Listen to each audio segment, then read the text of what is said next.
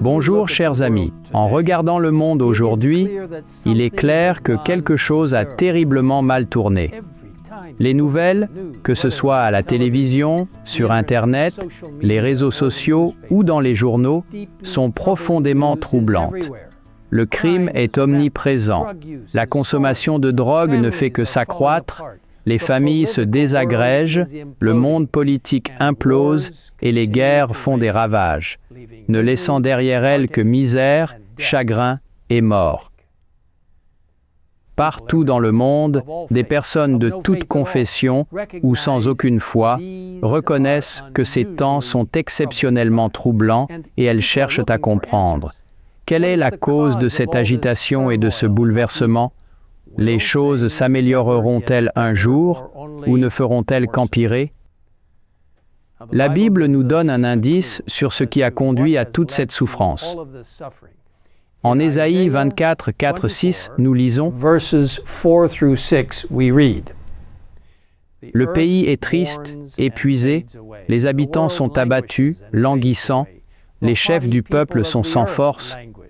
Le pays était profané par ses habitants, car ils transgressaient les lois, violaient les ordonnances, ils rompaient l'alliance éternelle. C'est pourquoi la malédiction dévore le pays, c'est pourquoi les habitants du pays sont consumés. » Remarquez la phrase clé ici. Car ils transgressaient les lois, violaient les ordonnances, ils rompaient l'alliance éternelle. La loi de qui? L'alliance de qui? La réponse, bien sûr, est la loi de Dieu. Après tout, c'est lui qui a dit en premier « Honore ton père et ta mère, tu ne tueras point, tu ne commettras point d'adultère, sois fidèle à ton conjoint, tu ne déroberas point, tu ne porteras point de faux témoignages, et ainsi de suite. » Non seulement ces commandements intemporels font partie de la loi de Dieu, mais ils ont servi de principes fondamentaux pour les lois des pays civilisés du monde entier. Mais depuis le début de sa rébellion dans le ciel, le but constant de Satan a été d'abolir la loi de Dieu. Nous lisons dans la tragédie des siècles, c'est dans cette intention qu'il a levé l'étendard de la révolte contre le Créateur et que, chassé du ciel, il a transporté et continue infatigablement cette lutte sur la terre. Séduire les hommes et les pousser à la transgression de la loi de Dieu, tel est l'objet invariable de son activité. De diverses manières, Satan a tenté de jeter le mépris sur la loi de Dieu et sur Dieu lui-même, insinuant que le Tout-Puissant est déraisonnable, qu'il est impossible d'obéir à ses commandements qui sont un lourd fardeau. À leur place, il introduit ses propres doctrines déformées en enseignant des préceptes qui sont des commandements d'hommes, comme Jésus l'a souligné en Matthieu 15, 9. Malheureusement, beaucoup ont été influencés par Satan alors qu'il falsifiait les enseignements de la Bible. Et ils suivent désormais des traditions humaines plutôt que la vérité scripturaire. Le grand conflit final entre la vérité et l'erreur est le dernier épisode de la guerre séculaire contre la loi de Dieu, écrit Ellen White. Cette bataille s'engage actuellement. Elle met aux prises les lois humaines et les préceptes de Jéhovah, la religion des Écritures et celle de la fable et de la tradition. Elle poursuit en disant « Beaucoup de ses membres en sont venus à rejeter des vérités de base de la foi chrétienne.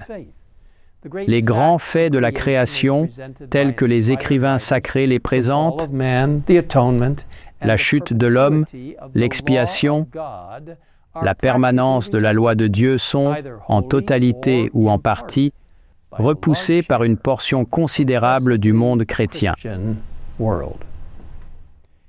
Elle continue, comme si elle écrivait aujourd'hui, des milliers de personnes qui se vantent de leur sagesse et de leur indépendance considèrent la confiance implicite au livre saint comme un signe de faiblesse. ergoter sur les Écritures et en effacer les vérités les plus importantes à force de les spiritualiser, leur semble une marque de supériorité scientifique. Voyez-vous, mes amis, lorsque les enseignements de Dieu sont mis de côté, y compris ses commandements, la société commence à s'effondrer. En repoussant la vérité, l'homme renie son auteur. Alors que nous nous dirigeons vers les derniers jours de l'histoire de la terre, Jésus nous avertit de ce qui se passera avant son retour. Car plusieurs viendront sous mon nom, disant « C'est moi qui suis le Christ ». Et ils séduiront beaucoup de gens. Vous entendrez parler de guerre et de bruit de guerre. Une nation s'élèvera contre une nation et un royaume contre un royaume, et il y aura, en divers lieux, des famines et des tremblements de terre. Tout cela ne sera que le commencement des douleurs. Jésus donne alors un avertissement terrible. Alors on vous livrera au tourment et l'on vous fera mourir, et vous serez haïs de toutes les nations à cause de mon nom.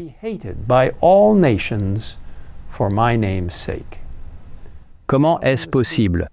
Pourquoi les disciples du Christ feraient-ils face à la persécution et même à la mort avant son second avènement? Eh bien, nous savons ce qui est arrivé aux premiers apôtres. Après avoir reçu l'effusion du Saint-Esprit, ils ont bouleversé le monde en étant témoins du Christ dans le monde connu de l'époque. Au final, 5 des apôtres ont été crucifiés, y compris Pierre qui a demandé à être crucifié la tête en bas. 3 ont été lapidés à mort, 2 sont morts par l'épée, et 1, Jacques, le frère de Jean, a été décapité. Seul Jean est mort naturellement, des années après avoir été bouilli dans l'huile, puis exilé pour sa foi. Tout au long de l'histoire chrétienne, les fidèles de Christ ont fait face à la persécution et même à la mort pour lui. Et nous sommes avertis dans une prophétie spécifiquement centrée sur la fin des temps que la persécution reviendra pour les disciples de Jésus. Nous lisons en Apocalypse 12, 17 que « Et le dragon fut irrité contre la femme, et il s'en alla faire la guerre au reste de sa postérité, à ceux qui gardent les commandements de Dieu et qui ont le témoignage de Jésus. »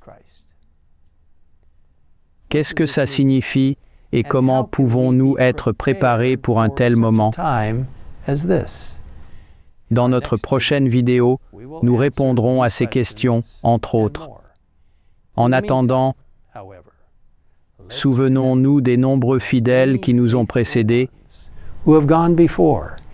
et, comme nous le lisons en Hébreux 12, 1, 2, rejetons tout fardeau et le péché qui nous enveloppe si facilement, et courons avec persévérance dans la carrière qui nous est ouverte, ayant les regards sur Jésus, le chef et le consommateur de la foi,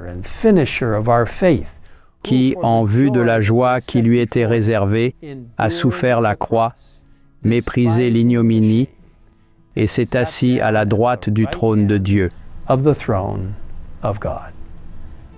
Je vous invite à prier avec moi. Père Céleste, nous savons que tant de personnes ont été persécutées pour ton nom. Nous te demandons de fortifier chacun de nous alors que nous faisons face à l'avenir et à tout ce qui peut arriver. Aide-nous à savoir que nous pouvons nous appuyer complètement sur toi, quelle que soit la situation, et que nous pouvons tout traverser parce que tu nous porteras pour ta gloire. Et quoi qu'il arrive, Seigneur, nous savons qu'au final, tu accorderas la vie éternelle à tous ceux qui sont morts en Christ, qui ont témoigné de la bonté de la loi de Dieu et de son caractère, dont l'amour est le fondement. Seigneur, bénis chacun de nous et fortifie-nous pour les temps à venir. Au nom de Jésus, nous te prions. Amen. Amen.